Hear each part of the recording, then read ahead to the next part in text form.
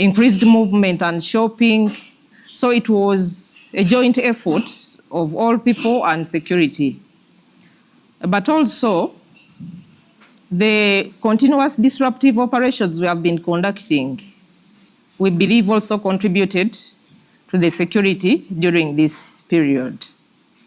And these operations are still continuing, especially in areas of Kampala and a few districts south of Kampala. And the most recent operation we carried out was the northern bypass, where there have been complaints of thuggery, phone snatching, bag snatching, and other petty crimes. So we conducted a massive operation in the areas of Busega, Masanafu, along northern bypass, and they were able to arrest a good number of people. That totaled to 78, and are detained at Natete police station. And some of the items that they were got with were the opium sticks, dangerous weapons like knives and pangas. But the total number of people we have arrested in the course of the week in regard to the disruptive and intelligence-led operations were over 500.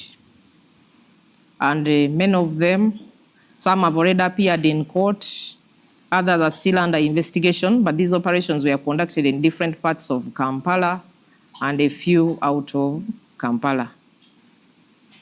Like I said, on ED, we registered isolated incidents.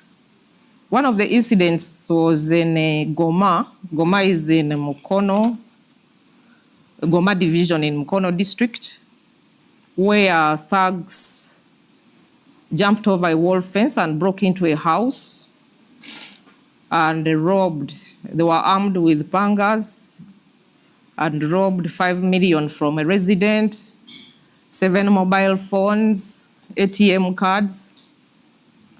But they are being followed up seriously, and the police in Mukono have assured me that they are likely to have arrests by the end of today, because a few of them have been identified and are being followed up seriously and will be arrested very soon.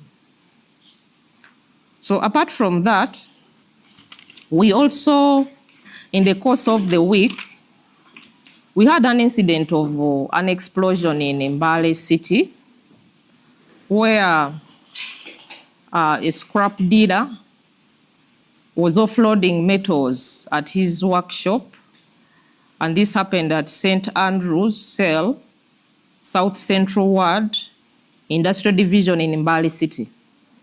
So in the course of offloading, as they dropped down some of the metals, one of them exploded, injuring 4 people who were helping in the offloading. And the 4 people were rushed to Mbale Regional Referral Hospital for treatment. They are collectors and dealers to be mindful of the kind of metals they are picking, that if a metal is mysterious, let them notify security, police, or any other security agents. Because we are lucky that this time nobody died, but the 4 were injured. So that we can avoid such incidents, that in case they have picked up items that they are not able to establish, they should inform security for verification, and in case such objects are dangerous, they could be picked up and kept in secure places as guided by security. Then, apart from that, then in addition to that, the police bomb squad has been dispatched to the area to be able to carry out an investigation, and they have already picked up fragments and other items that will help them examine and analyze the kind of explosive that went off in that particular area. and other investigations or the report will be communicated in due course. I think basically those are the few issues I would like to communicate. Thank you so much for listening. Eh?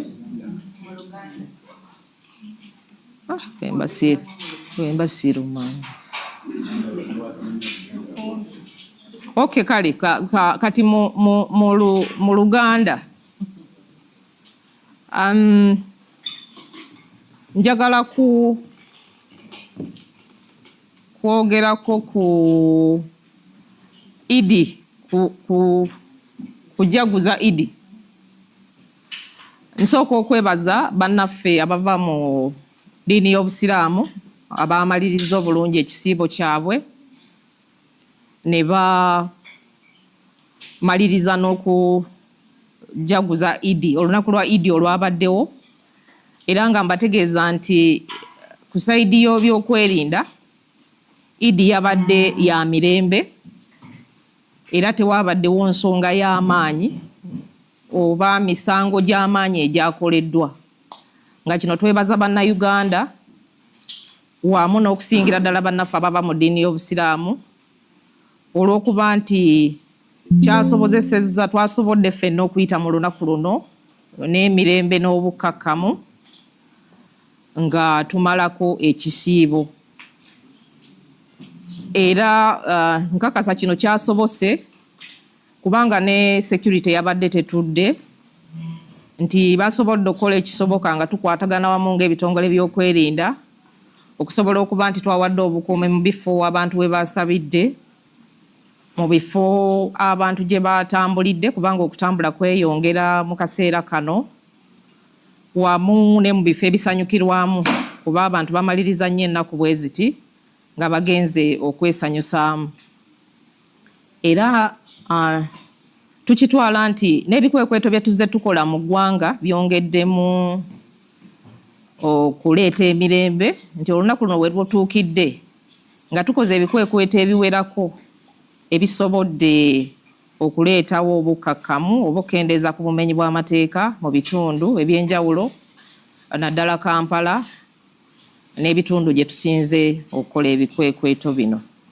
Era nga byo bikyagendera ddala mu maaso, ebikwekweto byaffe bye tuzze tukola okulwanyisa obumenyi bw'amateeka, nga ne wiiki ewedde yokka ebikwekweto ebyenjawulo bye tukoze tusobodde okukwata abantu abasoba mu 5 ng'abamu twamaze dde obatwala mu kkooti, abamu tukyabanoonyerezaako, ate era nga bikyagenda mu maaso nga n'ekisembyeyo ekikwekweto eky'amaanyi tukikoze ku Northern Bypass mu bitundu by'Amasanafu, Busega, kuba eyo wabaddewo okwemulugunya kungi nti abantu obusawo bwabwe babubba, amasimu, era abantu be twafunye baweredde ddala 78 mu kitundu ekyo nga bali ku poliisi yaffe eya Nateete, nga twabasanze ne enjaga, ebintu ebirala ebisi, nga era baakulabikako mu kkooti essaawa yonna ng'okunoonyereza oba okutereeza fayiro yaffe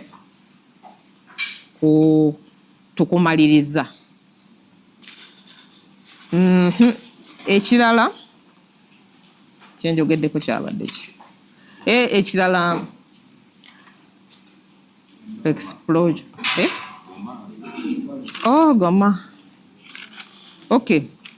Nga bwe mbagambye nti wadde Idi yabadde nnungi mwabaddemuko obutono obwabaddewo nga mu bitundu bya Goma Division mu Mukono District, omutuuze omu ababbi babuuse ekikomera kye ne bamuyingirira. Ekirungi tebamutuusizaako bulabe nga famire tewali yalumiziddwa, naye bamubbyeko obukadde bwa ssente obuwera 5 n'emitwalo 5 n'amasimu ge aga 7 ne kompyuta ya laptop. Naye nga kaweefu bagenda mu maaso kubanga abantu bano bakwatibwa, era wenzijidde wano nga komanda Saidi yaŋŋambye nti abamu bamaze okutegeerekeka era amanyi olwaleero we lunaazibira nga bakwatiddwa abenyigidde mu bulumbaganyi buno eri omutuuze oyo. Naye era ng'okutwalira wamu wadde ensonga yabaddewo okujaguza Idi kwagenze bulungi mu ggwanga lyonna. Ate mu bitundu bya Mbale City ku dduuka erimu erikola scrap, ekintu ekitanategerekeka kyabwatuse nga batikkula scrap okuva ku mmotoka, nga bino byabadde mu kitundu ekya St Andrews Cell, South Central Ward, Industrial Division Mbale City. Nga emotoka yabadde ne scrap yatuuse ku dduuka lino, abavubuka ne batandika omutikkula. Wabula bwe basudde ekyuma ekimu wansi ne kibwatuka ne kirumya abantu 4 abatwaliddwa mu ddwaliro lya Mbale, era okufuna obujjanjabi tebali bubi, tekuli yafudde. Naye nga kino tukitwala ng'okulabula nti abantu abatunda scrap oba abalonda scrap bongeremu obwegendereza nti bw'oba olina ekyuma ky'olonze ng'olaba tokitegeera bulungi, kiba kirungi okutegeezaako security oba ab'ebyokwerinda okusobola okwewala ebizibu nga bino, kubanga oluusi ebyuma bino bye balonda nga kino kivaamu obulabe. Kya mukisa nti bano tebaafudde naye baalumiziddwa.